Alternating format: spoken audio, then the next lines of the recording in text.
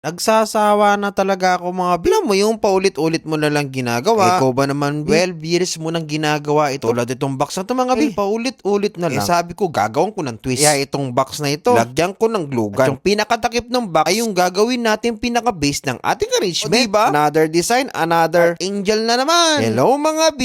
O nga pala, si Komi. Ang inyong masayahing florista dito sa Saudi Arabia. And for today's Bulaklak serye, ay binaligtad ko nga ang mga bagay-bagay. Yung pinakatakip niya, ang gagawin natin pinaka-base ng ating arrangement. So as of now mga B, naggagawa na tayo na lalagyan na natin ng ating mga bulaklak. So ito mga sponge na ito mga B, ay binabalutan ko muna ng mga plastic. O 2025 na, plastic pa rin yung friend mo. Huy, na makipag-plastikan ba? Ay, may ads na naman. So yun na nga mga B, nilagyan natin ng plastic itong sponge natin para pag linagyan natin ng tubig, itong ating sponge ay hindi matatanggal kaagad-agad. So pag linagyan natin ng mainit na hot glue, talagang dikit na dikit yung sponge natin dito sa ating karton. Isipin nyo, pag walang plastic yung karton na yan mga B, tinusukan natin ng rosas, talagang tatagos yung tubig. Mamamasa, ang mangyari, magiging marupok yung pinagdikitan natin ng ating mainit na hot glue. O i-prep muna natin itong mga rosas na ito mga B. Ang ginawa ko pala dito mga B, ay tutupi-tupi ko yung mga petals ng ating rosas hanggang maging buka-buka ka. Ano ba yun buka-buka ka? Hanggang bumuka ng bonggang-bongga yung mga rosas natin. Parang ganyan, o diba ang dami? So pag natapos na natin mga B, ilalagyan muna natin to ng mga greens sa fillers. At ang tawag dyan pala mga B ay ruscus. O wala mo nang masinjana. Ay sad naman. Ay bakit sad? Anyway, si memekos-mekos lang natin yung mga ruscus na yan para magkaroon ng fillers. Ilalagay na natin ang unang bulaklak ng ating arrangement. So ang gusto pala ng kulay ng arrangement ng ating customer ay red. Kaya yun, kitang-kita nyo naman, dahil pinabuka ka natin itong mga rosas sa ito, talagang lumaki yung arrangement natin. At isipin nyo mga B, sakop na talaga agad. At makakalesa ng asos ang ating customer. Pag nagmumukhang malaki yung mga rosas natin, lagyan din natin sa taas mga B, para maging overall at talagang maging malaki itong arrangement natin. Yung mga gantong design mga B, tulad yan, may mga box. Pwede natin mga lagyan ng mga regalo sa loob, mga pera, at kung ano-ano pang mga design o mga panregalo na gustong ilagay ni customer. O diba, wowie wow. Tapos ito na nga mga B, maglalagay din tayo ng mga chrysanthemum na kulay pink. So as usual, imimekos-mekos lang natin. Okay, kita nyo yung mga spaces na yan mga B. Ganyan ang spaces na hinihingi ng jowa mo pa makikipag-iwalay sa'yo. Yun pala, lalandi lang sa'yo. Hoy, ano ba yun? May ads naman. Tuloy, nag-overthink ka na naman mga B. So yun na nga, wala talagang bulaklak ngayon mga B. Kaya roses and chrysanthemum lang yung nagagamit natin. At pag mga gantong panahon mga kailangan B, de-discarte tayo ng design. Kasi ang mangyayari niyan, paulit-ulit na lang yung magiging decoration. O ito na naman, maglalagay na naman tayo ng gypsophilia. Alam mo yun, 12 years ka na resta, puro gypsophilia na lang. Minsan talaga mga B, na-challenge nga ako. Na-push talaga yung boundaries mga B. Ano bang boundaries yan? Sabi ng jowa mo, I need some boundaries. Yun pala ayaw na ipakita yung sales. May tinatako naman pala.